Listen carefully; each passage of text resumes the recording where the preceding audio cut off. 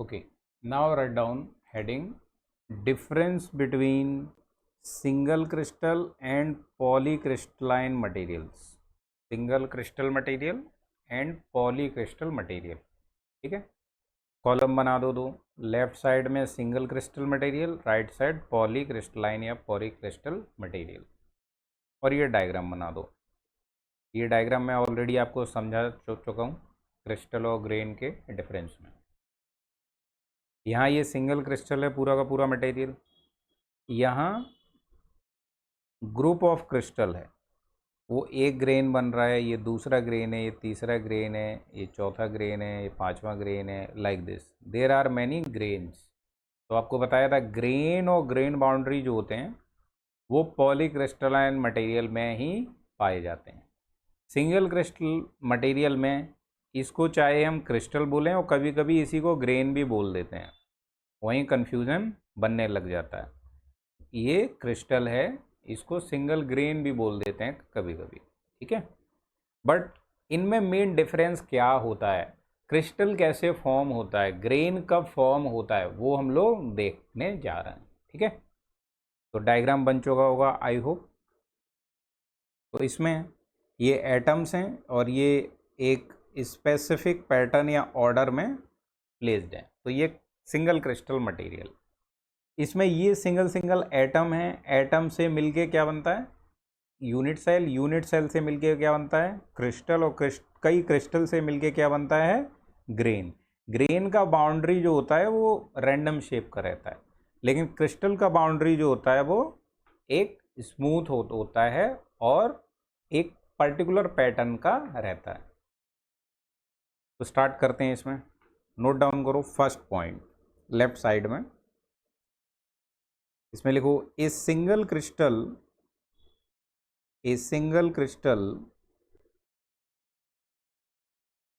material is a solid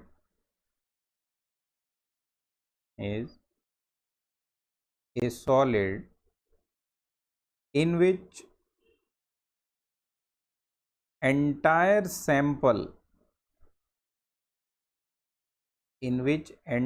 sample has same crystal structure,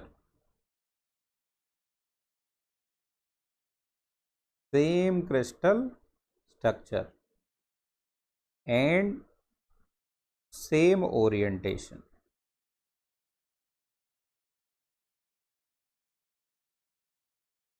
ठीक है, इसमें ए पॉलीक्रिस्टल मटेरियल या polycrystalline material consist many grains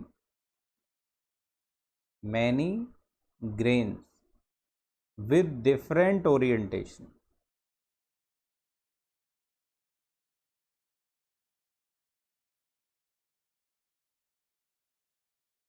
and grain boundaries।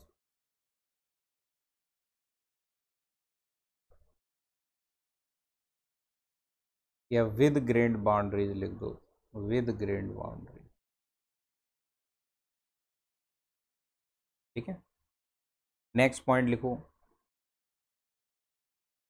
A crystal is a solid,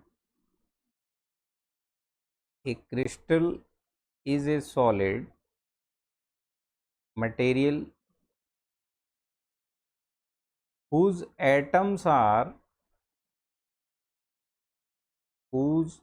atoms are arranged in a highly ordered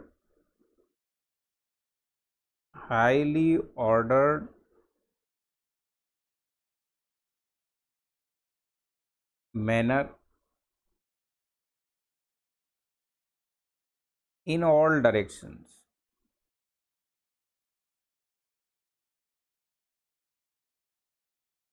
in all directions। इसमें second लिखो, a grain is a group of crystals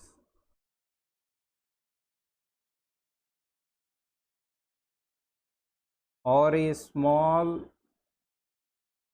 crystalline region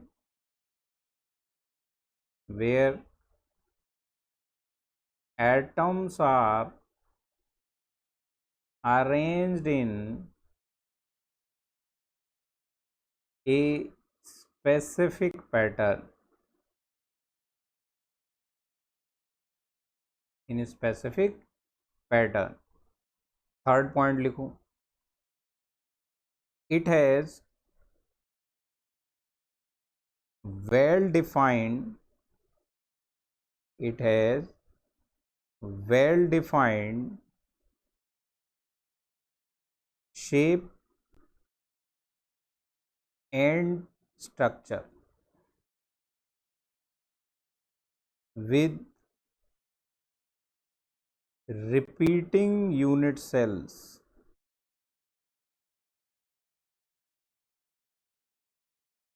unit cell को क्या और बोलते हैं? Crystal lattice बोलते हैं, है ना। यूनिट सेल से मिलके क्रिस्टल बनते हैं, तो कई यूनिट सेल रिपीटिंग मैनर में कनेक्टेड रहते हैं तो क्रिस्टल बनता है। नेक्स्ट इसमें लिखो third point, these very in shape, VARY है, ठीक है। वेरी मतलब चेंज होते हैं। These very in shape and size and orientation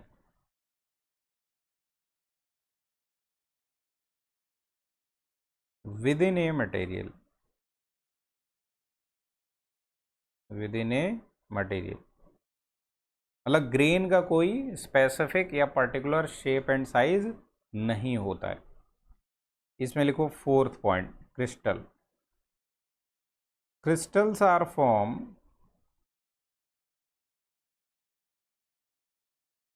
during bonding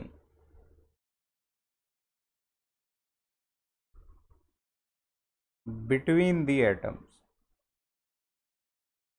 between the atoms। So atoms में जब बॉन्ड बनता है तो उससे यूनिट सेल बनता है और यूनिट सेल से तुरंत क्रिस्टल बन जाता है, ठीक है। तो जब एटम के बीच में बॉन्ड बनता है तभी क्रिस्टल का फॉर्मेशन होता है। ग्रेन्स कब बनते हैं आपको बताया था, कूलिंग रेट पे डिपेंड करता है। इसमें लिखो grains are form during solidification,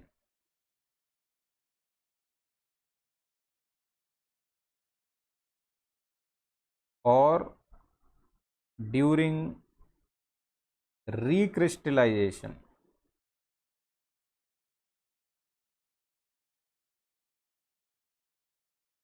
process.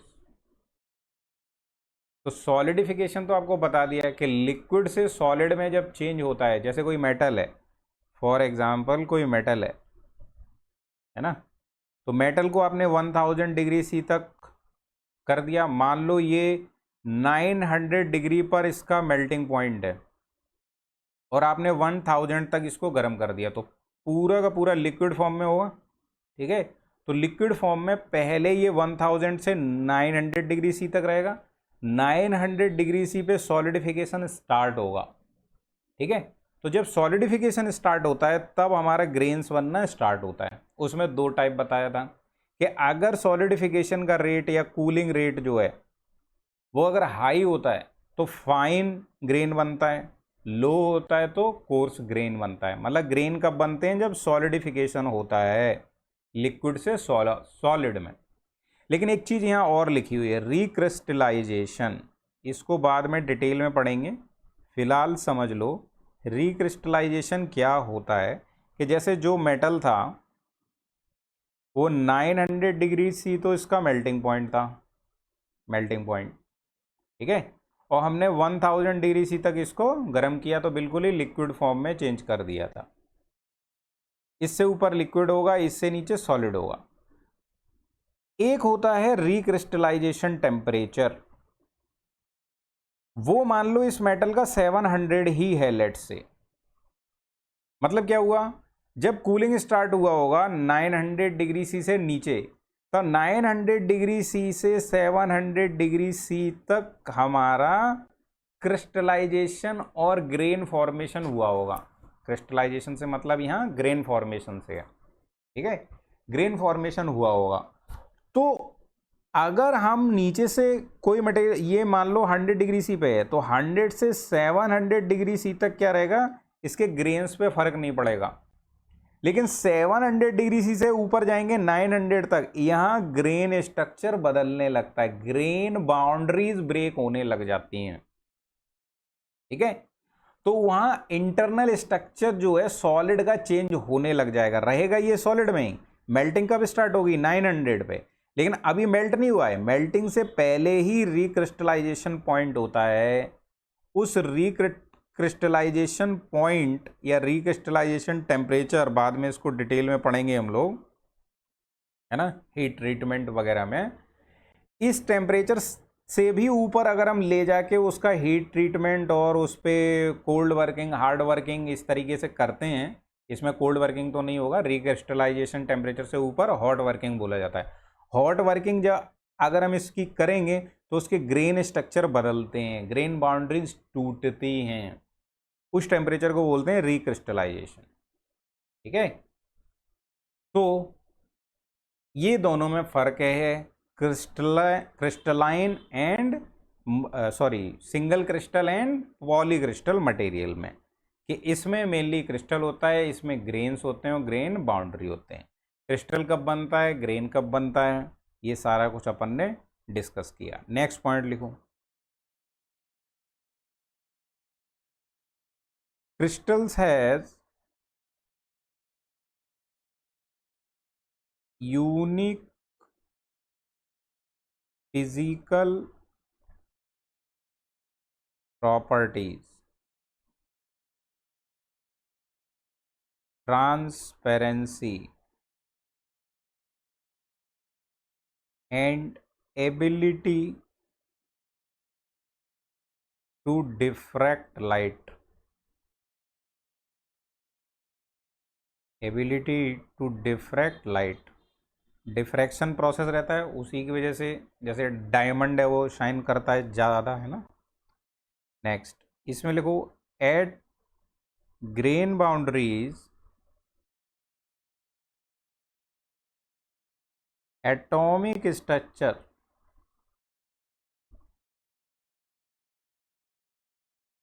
changes abruptly from one grain to other, one grain to other। इसका देखो मतलब आपको समझाते हैं।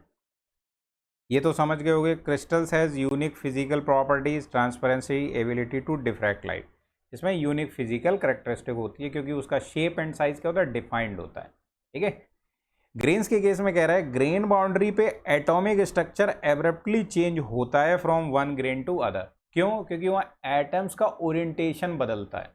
जैसे ये एक ग्रेन बाउंड्री है लेट से, इसके इधर के एटम लेट से इस तरीके से अरेंज्ड हैं, लेफ्ट साइड के एटम लेट से इस तरीके से अरेंज्ड हैं, ओके, और राइट साइड के एटम लेट से इस तरीके से अरेंज्ड हैं, तो इनका ओरिएंटेशन डिफर हो गया। ये इस एंगल पर ओरिएंटेड है, ये इस एंगल पर ओरिएंटेड है, तो यहां पर देखो इन दो एटम के बीच में डिस्टेंस कम है, इन दो एटम के बीच में और ज़्यादा, इन दो के बीच में और ज़्यादा। तो यहां पर क्या है, जो बॉन्ड का स्ट्रेंथ है बाउंड्री के अक्रॉस वो वीक पड़ जाता है, चेंज करता है। तो अगर कोई मटेरियल फेल करेगा ना, पॉलीक्रिस्टलाइन मटेरियल, तो वो ग्रेन बाउंड्री के अलोंग उसका फेलियर का चांस बनता है, ग्रेन बाउंड्री के अलोंग ही वो फेल करता है। जैसे एक सिंपल रॉक है, रॉक है ना, कोई चट्टान है, उसको ब्रेक करो, उस पर हैमर हिट करो, तो वो एक ऐसे रैंडम सेक्शन से ऐसे ब्रेक करता है, किसी शार्प सेक्शन से ब्रेक नहीं करता है। गेटिंग पॉइंट और नॉट? अगर सिंगल क्रिस्टल होगा तो एक शार्प सेक्शन से ब्रेक करेगा, ऐसे या जैसे भी करे, एक शार्प सेक्शन से ब्रेक करेगा। लेकिन ये ऐसे किसी रैंडम सेक्शन से ब्रेक करेगा लाइक दिस, क्योंकि उस रैंडम सेक्शन के अलोंग ग्रेन बाउंड्री जो होगी वहां बॉन्ड स्ट्रेंथ वीक पड़ रही होगी, वहां से ब्रेक करेगा वो। गॉट द पॉइंट और नॉट? क्योंकि यहाँ ओरिएंटेशन जो होता है एटम्स का, उनके बीच की जो डिस्टेंस है, मतलब शॉर्ट में क्या बोलते हैं उसे, एटॉमिक स्ट्रक्चर, वो चेंज होता है from one grain to other. Got the point और नॉट? बाद में हम लोग पढ़ेंगे ग्रेन बाउंड्री डिफेक्ट भी पढ़ेंगे। तो ग्रेन बाउंड्री डिफेक्ट की वजह से जैसे डिसलोकेशन होता है, एज डिसलोकेशन, स्क्रू डिसलोकेशन, उनकी वजह से हमारा किस तरीके से मटेरियल प्रॉपर्टीज वेरी करते हैं, that we will study in this chapter. Okay, तो इन पॉइंट्स में से कुछ पॉइंट है उनको लिख दो यहाँ पे अलग से पॉइंट बना के, तो हमें ज़्यादा पिक्चर क्लियर रहेगा। पहला लिखो, grains and grain boundaries, grains and grain boundaries are formed in polycrystalline material. Yes, solid. दूसरा, crystals are formed when bonding between atoms takes place.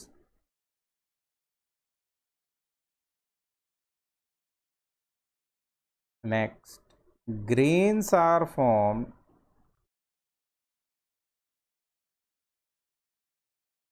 when cooling or solidification takes place. तो ये basic difference है ना। Next, grains are group of crystals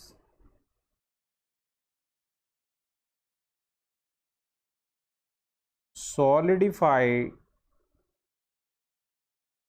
together. जो crystal एक साथ में solidify होते जाते हैं वो एक ग्रेन बना लेते हैं। Grains have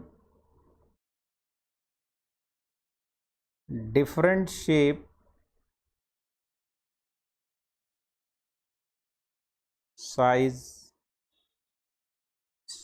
sizes and orientations.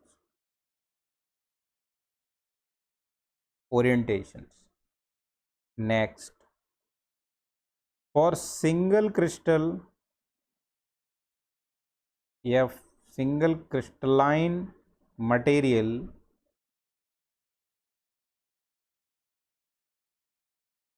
Crystal या ग्रेन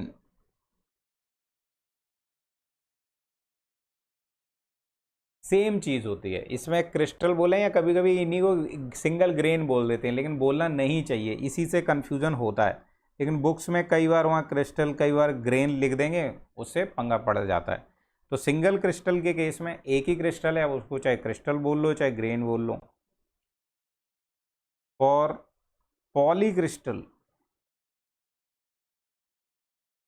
या पॉलीक्रिस्टलाइन मटेरियल, जब हम क्रिस्टल बोलते हैं और ग्रेन बोलते हैं तब अलग अलग चीज है। या इस तरीके से लिख दो, crystals are smaller than grains. Crystal अलग चीज है, ग्रेन बिगर पिक्चर है। ठीक है,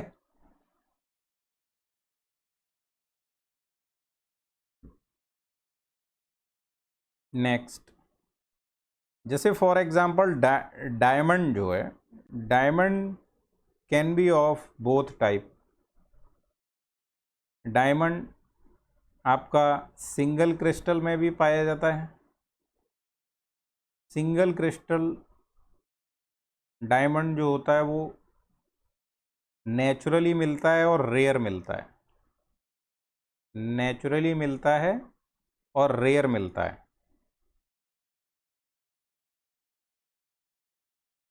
ठीक है। पॉलीक्रिस्टल डायमंड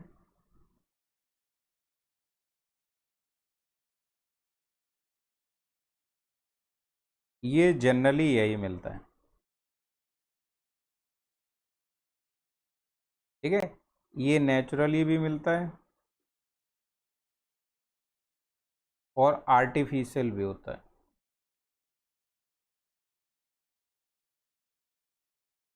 आर्टिफिशियल भी होता है, लैब्स में जो बनाया जाता है। ठीक है। तो डायमंड दोनों ही टाइप का होता है। तो बात समझ गए होगे। ओके। चलो, तो ये था अपना basic differences between single crystal and polycrystal material and difference between crystal and grain. Clear हुआ। आगे बढ़ते हैं नेक्स्ट पॉइंट की तरफ, इसको डन कर दो।